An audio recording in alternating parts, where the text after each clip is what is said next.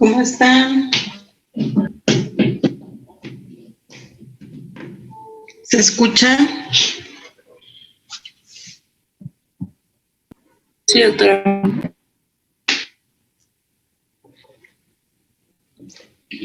Muy bien, un minutito más y empezamos.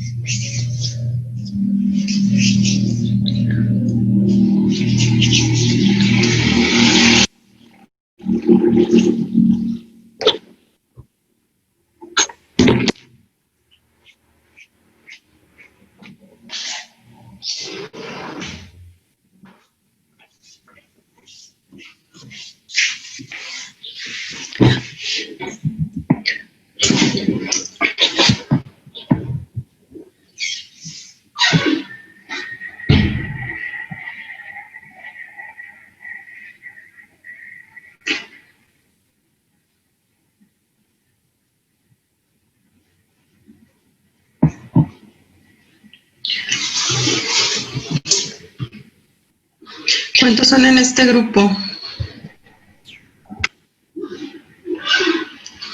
¿O cuántos deberían ser? Como 34, si no me equivoco. Ok, sí son muchos. Hoy vamos a empezar a ver anemias.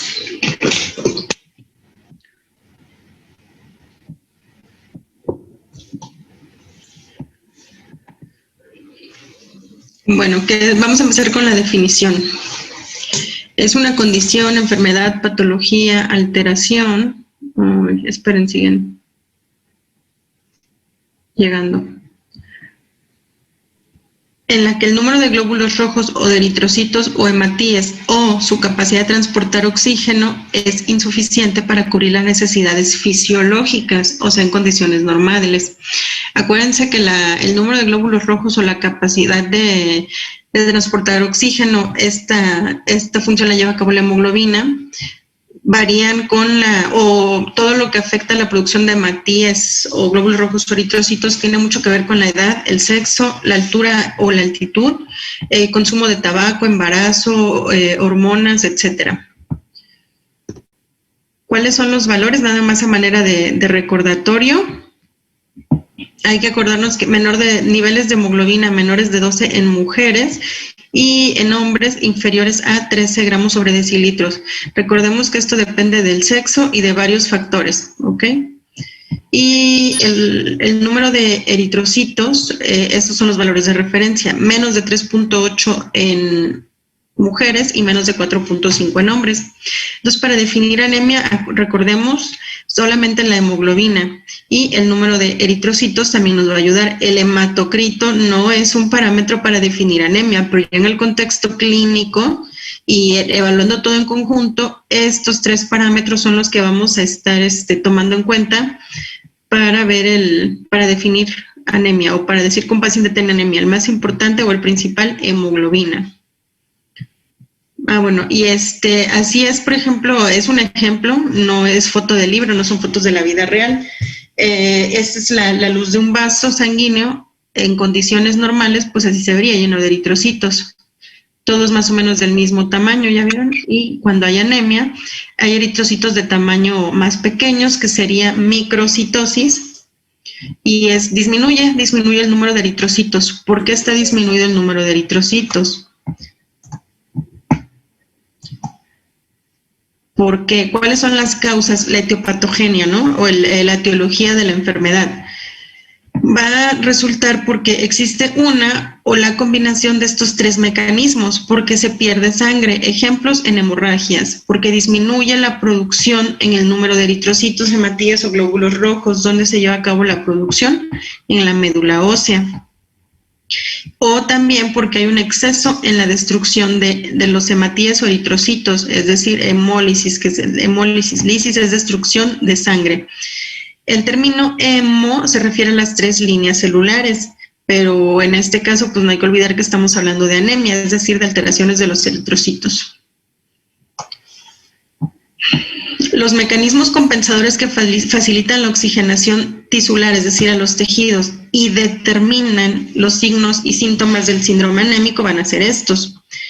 1. Incrementa la capacidad de la hemoglobina para ceder, es decir, para proporcionar el oxígeno a los tejidos. Recuerden que, déjenme les explico. Redistribución del flujo sanguíneo, aumento del gasto cardíaco y aumento de la eritropoyesis. Tenemos que estas son las causas. Se pierde la sangre, disminuye la producción de los eritrocitos y se destruyen los eritrocitos. ¿Cómo se compensan? Estos son los mecanismos para compensar. Es decir, aumenta la capacidad de hemoglobina para ceder el oxígeno, es decir, para liberar más rápido la molécula del oxígeno en el tejido. Se redistribuye el flujo sanguíneo. ¿A dónde se redistribuye? A órganos que se consideran vitales. Por ejemplo, en una hemorragia, hay órgano o el organismo o en los mismos tejidos se envía la señal para que el flujo sanguíneo, si es escaso, se redistribuya a órganos que se consideran primarios o principales. A ver, Daniela, ¿cuáles serían órganos principales?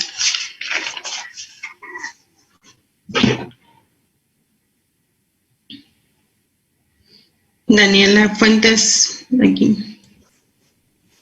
El corazón, el cerebro, ajá, los pulmones, el hígado. Sí, cerebro, corazón y riñón. Riñón. Ok. Esos serían los órganos que se consideran principales. Se redistribuye el flujo sanguíneo como un mecanismo compensatorio para no dejar principalmente al cerebro sin el flujo y los nutrientes. Aumenta el gasto cardíaco. La respuesta o la producción de células sanguíneas no es inmediata. Entonces, ¿qué está pasando? Para que la sangre circule más rápido, el corazón trabaja más, aumenta el gasto cardíaco y por esto existe taquicardia. Esto es hasta que aumenta la eritropoyesis, pero pues la eritropoyesis no puede ser inmediata. O sea, no, si hay una hemorragia o hemólisis intensa, la respuesta nunca va a ser al mismo... O sea, la misma velocidad siempre va a ser más lenta. Por eso es que existen estos mecanismos compensadores. ¿Cuáles son las manifestaciones clínicas? Bueno, pues la sangre está circulando en todo el cuerpo. A nivel de piel, mucosas y tegumentos, anexos o faneras, que existe palidez y uñas excavadas. Es decir, hay algunos ciertos padecimientos como anemias o en las talasemias, en donde las uñas tienden a hacerse hoyitos. Se rompen, son frágiles. A nivel muscular tenemos cansancio, laxitud, debilidad muscular, calambres, intolerancia al esfuerzo. ¿Por qué? Porque al estarse perdiendo, ya sea porque, acuérdense, los mecanismos de anemia son 3. Porque aumenta la destrucción de los eritrocitos, porque se pierden rápidamente o porque no se están produciendo adecuadamente. Si no tenemos adecuado aporte de oxígeno a los tejidos, pues en consecuencia tenemos principalmente cansancio, astenia, fatiga o palidez. Y en sistema nervioso, pues todos los relacionados a grandes rasgos con la hipoxia.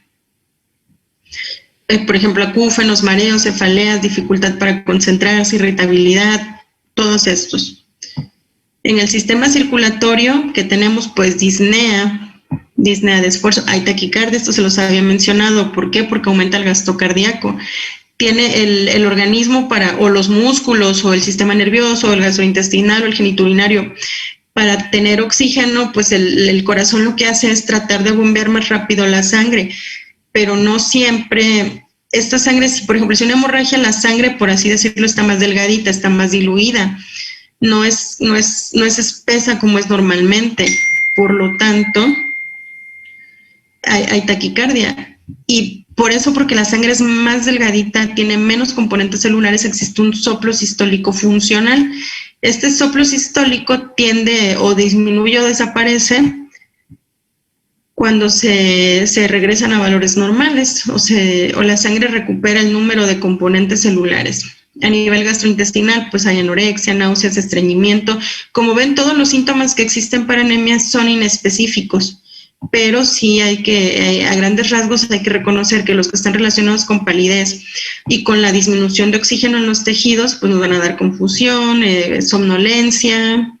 ¿Queda claro este punto? Los síntomas principalmente son relacionados a la hipoxia y también son síntomas relacionados a los mecanismos que compensan esa hipoxia. En cuanto a estudios de laboratorios, ya quedamos que se va a revisar, el estudio diagnóstico no es gold estándar, pero es el más usado y el más específico, es el hemograma, citometría hemática o biometría hemática. Ya saben que aquí le van a llamar como le digan en el hospital en que ustedes estén. ¿Qué valor? ¿Qué parámetro? La hemoglobina. ¿Qué otro ocupamos? Volumen corpuscular medio. Dayami, ¿para qué nos sirve el volumen corpuscular medio? Para poder saber si la anemia es macrocítica o microcítica. Así es. Y además nos va a dar la causa de la anemia, ¿ok? ¿Cuándo? A ver, ¿quién más? Pablo. ¿Cuándo decimos que la anemia es o causas de anemia microcítica? ¿Cuándo qué? Pues sí, disminución, ¿no? Pero, ok.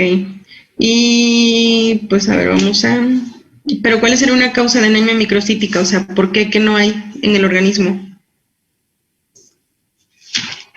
¿Alguien se acuerda? ¿Deficiencia de qué? Globina beta. ¿De qué? No los escuché. ¿De folatos? No, los folatos. Globina. Más o menos, pero ¿qué? ¿Qué hay? ¿Qué es lo que no hay en la sangre? Que es el 80% o es la causa más común del 80% de las anemias en México. ¿Hierro? ¿No? El hierro. ¿Ok? El volumen corpuscular medio, acuérdense, efectivamente nos va a decir si es macro o microcítica. Nos esclarece la causa, ¿ok? Y las causas efectivamente pueden ser por deficiencia de hierro o por deficiencia de folatos o vitamina B12, pero no se confundan, los folatos hacen que los eritrocitos sean megaloblásticos, ¿ok? No son exclusivos, pero sí es como que más característico de... A ver, Daniela, ya te di por ahí. Acuérdense que los nombro neutros, o sea, así como me van apareciendo aquí. Así. Daniela, la hemoglobina corpuscular media, ¿para qué nos sirve? Doctora, disculpe, es que en nuestro grupo hay 4 Danielas. Ah, Daniela Quevedo, perdón. No me han pasado la lista. ¿Para qué me sirve, Daniela Quevedo?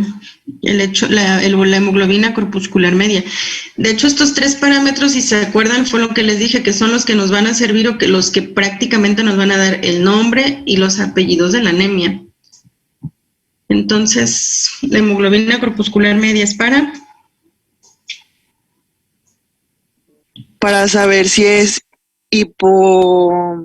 hipocrómica o normocrómica. Pero este parámetro nos determina qué cantidad de hemoglobina lleva cada eritrocito, ¿ok? Muy bien. Y bueno, las amplitud en la curva o el ancho de distribución eritrocitaria o amplitud en la curva de distribución de los eritrocitos, ¿se acuerdan de las gráficas con puntitos que les mencioné? No todos los laboratorios las tienen. Pues porque es gasto de tinta y es gasto de papel, honestamente, y no se saben interpretar. Y honestamente, pues si ya conocen estos puntos, esto es como un adorno. Miren, aquí les puse una esquemita de muchas formas el frotis de sangre periférica, pues que nos sirve permitir la morfología y las alteraciones en color y en tamaño. Se supone que este es un eritrocito normal, donde el centro puede estar escasamente claro o prácticamente normal. En ocasiones se observa en la periferia, debería ser rojo básicamente, o eosinófilo, con la tinción ¿qué tinción? ¿Quién quiere? De Wright, exactamente. Y luego los reticulocitos, el reticulocito es un precursor del eritrocito. Estos ya los podemos encontrar o no en la sangre periférica. Dependiendo de la cantidad, pueden ser normales. Si está muy aumentado, pues es anormal. ¿Por qué se llaman reticulocitos? Porque como es un precursor del eritrocito, todavía tiene algunas estructuras nucleares, o mejor dicho, componentes del núcleo, como los ribosomas, principalmente los ribosomas.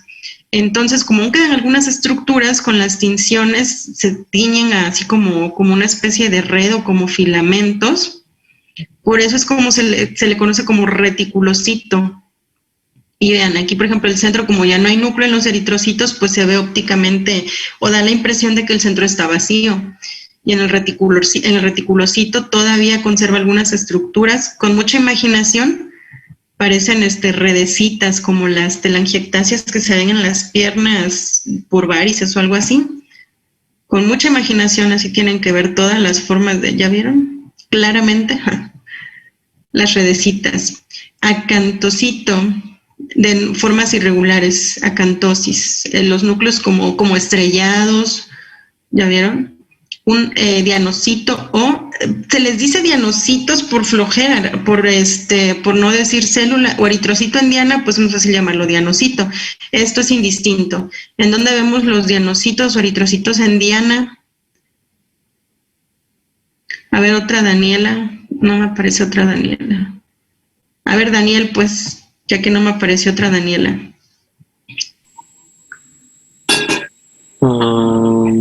Los dianocitos, ¿verdad? Dianocitos o eritrocitos en diana. ¿En dónde, en qué otra enfermedad es común o en qué otro tipo de anemia es común verlos? Eran las anemias.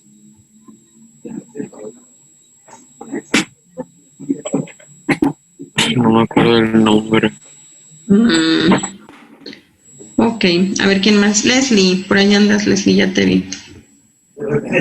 ¿No eran las talasemias? Pero no me digan así, no eran. Díganlo bien. Bueno, creo que se veían en las talasemias. Bueno, está bien. No lo voy a decir a los pacientes así, creo. No eran, pues no, díganos seguros. Si se equivocan, pues ya les dejaré más tarea para que investiguen. Entonces, exactos en las talasemias. No son exclusivos, pero es muy común encontrarlos. Es la célula que más comúnmente se encuentra en las talasemias. Esferocitos son discretamente más pequeños y pues homogéneos en el centro. Y pues todas estas formas, esquistocitos, estomatocitos, esquisto, ¿se acuerdan de los esquistocitos? Si ya vieron los tripanosomas por la forma que tienden a ser así como en hojita, esquistocitos. Estomatocitos, ¿por qué? Porque en el centro se les ve una especie de boquita, un estoma, y pues los nombró quien los vio en ese momento, eso le pareció, así lo documentó y pues así se le quedó. Estomatocito, porque claramente vean cómo se le ve una boquita. Dacriocitos en forma de lágrima, eliptocito en forma de hélice, y pues así, macrocitos que se ven en las anemias megaloblásticas, y pues más, ¿no? Eritroblastos, miren los eritroblastos con el núcleo, y aquí quizás se observa un poquito mejor esa red o todas esas estructuras nucleares que se van perdiendo y en el reticulocito ya no las tiene, por eso se ve como en red. Y otra cosa importante, por ejemplo, son en el interior de los eritrocitos pueden vivir algunos parásitos que son muy pequeñitos, por ejemplo, como en el caso de los tripanosomas o las leishmanias.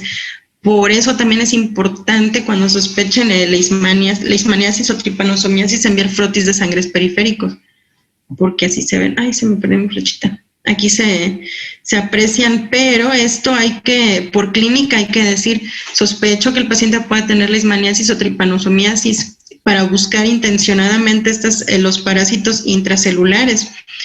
Y sobre todo porque si encontramos este tipo de esta forma, que aquí hay puros puntos basófilos, esto probablemente corresponde a un eritrocito que ya está, a un reticulocito que ya está por perder todos los últimos componentes nucleares. Si clínicamente nosotros no decimos que sospechamos o no se da la clínica intencionada de ese padecimiento, se pueden confundir. Por eso es que siempre la clínica manda. A ver, ¿qué son los cuerpos de Howell-Jolly, Miriam? ¿Los leyeron o no? ¿Hicieron su tareita o no? No. ¿Alguien lo investigó? ¿Qué son los cuerpos de Howell-Jolly? Son inclusiones citoplasmáticas, ¿no? No recuerdo de qué. No se las dije, les dije, lo van a estudiar, léanlo. Bueno, vuelvan a leer, la próxima clase se los pregunto. ¿Sale? Si yo les digo todo, se les va a olvidar, chicos. Por eso es que tengo que dejarles ciertas tareitas de investigación. y porque de alguna forma tenemos que compensar las prácticas. Bueno, vamos a continuar. Otras pruebas de laboratorio, la hemosiderina o sideremia. ¿Por qué sideremia? Porque deriva de la hemosiderina. La hemosiderina es desecho del reticulocito cuando antes de perder el núcleo, o mejor dicho, el eritrocito antes de sacar toda la hemoglobina que tiene que liberar, una parte se queda como hemosiderina. Es normal encontrar un porcentaje pequeño en adultos, que es de 50 a 170 miligramos. Otra prueba auxiliar también es la capacidad de fijación del hierro por la transferrina. ¿Por qué? ¿Qué hace el hierro y qué hace la transferrina? A ver, ¿quién anda por acá? Pues quien quiera. A ver, díganme quién me está hablando porque no me aparecen todos en la pantalla. ¿Qué hace el hierro y qué hace la transferrina? ¿Para qué nos sirve el hierro?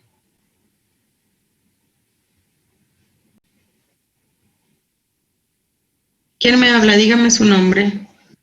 Pablo, ¿para qué me sirve el hierro? El hierro, ¿qué? Más despacito, ya no te escuché bien.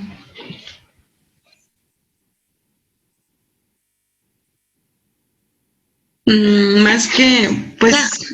Perdón, la transferrina más que nada sirve para el transporte. Exacto, para el transporte. Esta se va a producir en el hígado, ¿no? En varios lugares, se produce en varios lugares. Ok, la transferrina es para el transporte de hierro, porque el hierro no se produce en el interior de las células, tiene que ser transportado efectivamente de los tejidos, de donde se produzca, de donde ustedes quieran, al eritrocito. ¿Y quién se encarga de transportar la transferrina? ¿Pero para qué nos sirve el hierro? ¿Cuál es la función del hierro? Para transportar el ¿No oxígeno. fabricaba la hemoglobina? Si fabrica, sí, la hemoglobina, pero ¿qué de la hemoglobina? ¿Se acuerdan? ¿Cuántos grupos hemo tiene la hemoglobina? 4. ¿Y cuántos globina? 4 cadenas de globina. Así es. Entonces, ya más fácil, ¿no? ¿Cuál de esos grupos, los hemo o los globina, produce el hierro? A ver, por votos, ¿quién vota por el ¿No eran grupo hemo? 2? No, el hierro va a sintetizar el grupo hemo, ayuda para que el grupo hemo se sintetice, pero no hay hemo en el interior del eritroblasto, por lo tanto, no hay hierro, se tiene que transportar y la transferrina es quien lo transporta. Entonces, ya por eso es importante en las anemias también estudiar está fácil, la capacidad que tiene el hierro de ser fijado por la transferrina, fijación, transporte, adhesión, para llevarlo al interior del eritrocito, ¿ok? Capacidad de fijación de hierro por la transferrina. Por eso se los explicaba y me detuve mucho con la hemoglobina. Pues estos van de la mano, índice de saturación de la transferrina, pero estos son muy específicos y no todos los hospitales, solamente hospitales muy especializados lo realizan, sobre todo los institutos y sobre todo en aquellos donde se dan padecimientos hematológicos. Pero pues si nosotros no podemos ver o no tenemos la capacidad de diagnosticar anemia, pues de nada sirve que pidamos índice de saturación de la transferrina. Y pues bueno, la ferritina sérica, también valores normales son de 20 a 40 nanogramos. Me van a investigar qué es la ferritina, ¿ok? ¿Qué es y para qué me sirve? Vamos a continuar.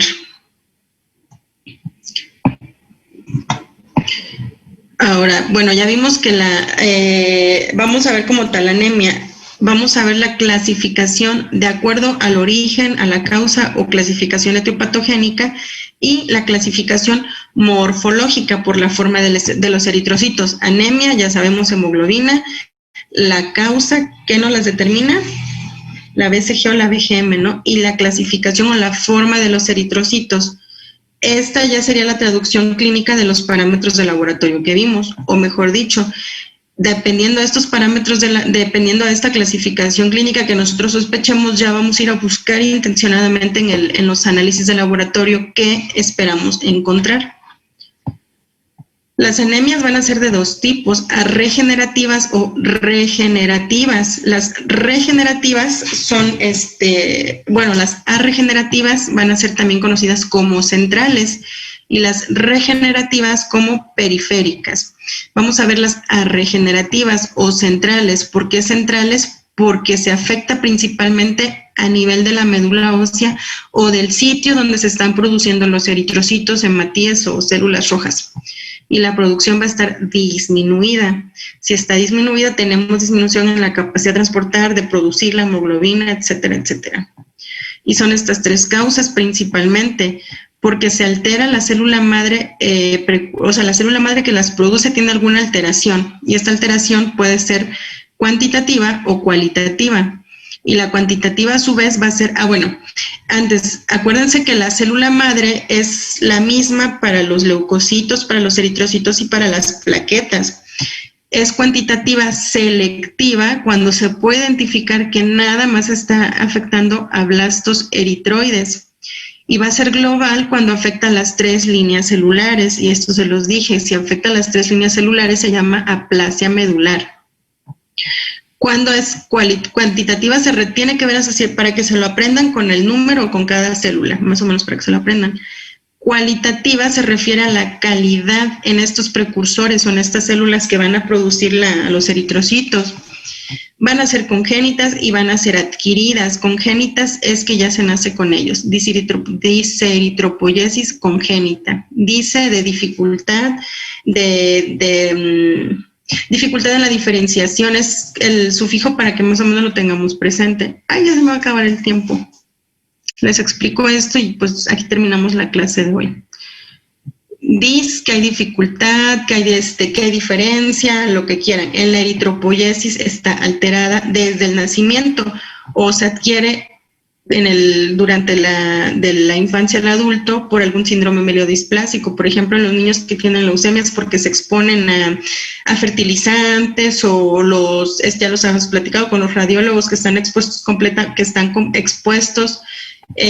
frecuentemente a radiaciones ionizantes. Esto va ocasionando alteraciones a nivel celular que van a afectar de manera cualitativa a la célula madre o a los precursores. Otra causa de anemia regenerativa o central va a ser que haya infiltración tumoral en la médula ósea. Esta infiltración tumoral puede ser por enfermedades propiamente hematológicas como leucemias, linfomas o aplasias, o por tumores de otro tipo que infiltren médula ósea.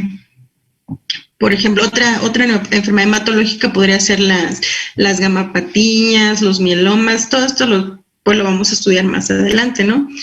Tumores sólidos, por ejemplo, tumores de pulmón que se encuentren localizados cerca de mediastino, por la cercanía van a invadir médula ósea.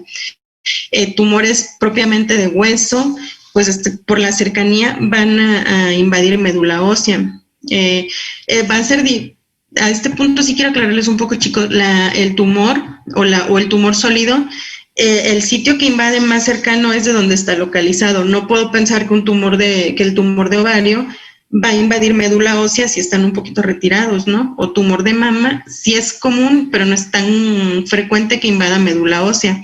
Las invasiones son por anatomía y por localización de la neoplasia primaria. Otra causa de anemia regenerativa o central va a ser el déficit o trastorno metabólico de los factores eritropoyéticos, todo aquello que nos altere la maduración. Por ejemplo, el déficit de hierro metabólico, acuérdense por ejemplo, ya aquí entran las vitaminas, proteínas, minerales, para que no se les olvide y lo puedan relacionar. El déficit de hierro, ¿qué nos va a dar? Anemia o ¿qué tipo de anemia nos va a dar? Anemia ferropénica, anemia de trastorno crónico, por ejemplo, en los nefrópatas, o anemia sideroblástica. Esta también me la van a investigar. La vamos a ver más adelante, pero quiero que la vayan leyendo. Anemia sideroblástica. Otro tipo de trastorno que nos va a provocar el déficit de metabolitos es el déficit de ácido fólico o vitamina B12. Ya lo mencionaron. Bueno, no lo mencionaron, pero tenía la idea, la anemia megaloblástica. Mientras la deficiencia de hierro nos va a dar anemias microcíticas, los déficits de ácido fólico o folatos, estos son los folatos, o de vitaminas B12 nos va a dar anemia megaloblástica. Y otros también pues son las hormonas que actúan como factores eritropoyéticos, la eritropoyetina, hormonas tiroideas, andrógenos o corticoides.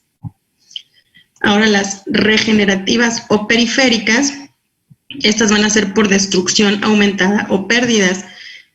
Hemólisis, lisis es destrucción y pérdida, pues hemorragia. Y las hemorragias que nos van a ocasionar anemias regenerativas es decir, que se pueden recuperar más o menos rápidamente, para hacer las hemorragias agudas. Las hemorragias crónicas, por ejemplo, en sangrados de tubo digestivo crónico, tienden a ser compensadas, no es tan común en el sangrado tubo digestivo crónico, el sangrado es tan pequeñito, es tan en escurrimiento que la anemia no se puede detectar rápida. En hemorragias agudas, pues por ejemplo en heridas por arma de fuego, en fracturas de huesos grandes como cadera, fémur, tibia, lesiones pulmonares, estallamiento o traumatismos donde haya estallamiento de vísceras, pero hígado, vaso, páncreas, aquí va a haber mucha hemorragia aguda y por lo tanto la anemia pues es muy aparatosa. Las hemólisis van a ser de dos tipos, intracorpusculares o extracorpusculares o extrínsecas.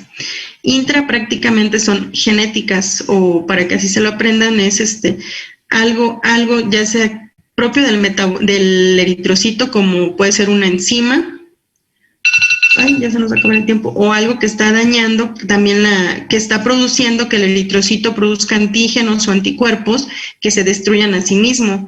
Y esto puede estar a nivel de las membranas. Miren, y aquí la membranopatía, la esferocitosis es una membranopatía. ¿Y qué causa? Como el esferocito no es una célula normal, los eritrocitos normales o macrófagos u otras células del cuerpo tienden a destruirla, por eso es que hay hemólisis. También si viene defectuoso, el eritrocito viene defectuoso, puede ser de nacimiento, ¿qué hacen? Las mismas células van a intentar destruirlo y por eso hay hemólisis, ¿ok? Y en extracorpusculares, pues tóxicos o químicos, por ejemplo, radiación, agentes infecciosos, bacterias o parásitos. Si tenemos leishmaniasis o tripanosomiasis, todo eso es anormal y el mismo cuerpo va a mandar mecanismos compensadores, principalmente enfocados a la destrucción de todo lo que se encuentra alterado. Y pues otras más, pueden ser mecánicas como valvulopatías, microangiopatías, como es en el caso de la microangiopatía trombótica, inmunológicas, otra vez antígenos y anticuerpos, y el hiperesplenismo. A ver, ¿investigaron qué es el hiperesplenismo? ¿Sí o no? De una vez díganme. ¿Sí lo investigaron o no? Sí. A ver, ¿qué es el hiperesplenismo? ¿Quién me habla? Díganme quién me habla. José Gabrieles. José, ¿qué es el hiperesplenismo? El hiperesplenismo era una función alterada del vaso. El vaso y causaba hemólisis por diferentes causas. Así es. Una de ellas que tú sepas o que hayas leído. Bueno, ahí mencionaba una de las tareas que nos dijo. Ajá. Una de Gaucher también era una de las, porque provocaba un esplenomegalia y destrucción de los elementos circulantes de la sangre. ¿Qué es la enfermedad de Gaucher? ¿Lo visto ya no? Sí, era una alteración en una enzima que provocaba. ¿Te acuerdas cuál? La beta-glucocerebrosidasa ácida. Ok. Bueno, es una alteración efectivamente. Entonces, bueno, síguele, ahorita ¿qué más? Provocaba daño lisosomal en los macrófagos y los monocitos y había depósito en órganos y eso generaba los daños. Ok.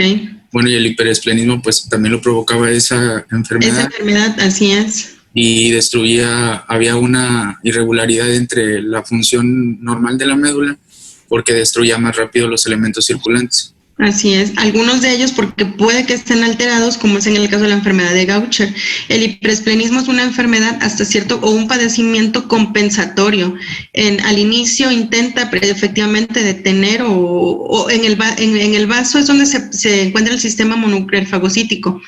¿Qué es esto? Los macrófagos. ¿Cómo se llaman los macrófagos del vaso? Les queda de tarea. ¿Cómo se llaman los macrófagos del vaso? Se activa el sistema mononuclear fagocítico para destruir efectivamente todas las células, en este caso eritrocitos, que se encuentran dañados.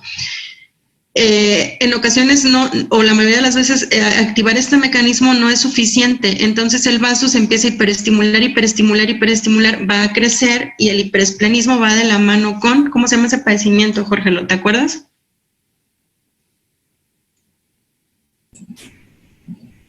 El vaso, o sea, el vaso tiene que aumentar la función, aumenta la demanda y en consecuencia también crece. ¿Cómo se llama eso?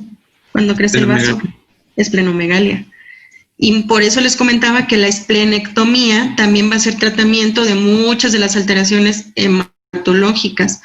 Léanme todos, por favor, otra vez la función del vaso, lo vamos a ver más adelante, pero si yo se los doy todos, se les va a olvidar, chicos, y pues no, ya de por sí está un poco complicado con la educación en línea, pues tengo que exigirles un poquito más, ¿ok? Hasta aquí vamos a ver el día de hoy. La siguiente clase vamos a continuar con las anemias, ¿ok? ¿Algo más? ¿No? Bueno, está bien. Repasen otra vez lo de la biometría y no sé cuándo tengo clases con ustedes, pero los veo a la siguiente clase, ¿sale? Estudien. Bye. El miércoles sí, a las 9, ¿no? De 9 a 11. Bueno, el miércoles y luego checo su horario para terminar con las anemias. Cuídense. Hasta luego.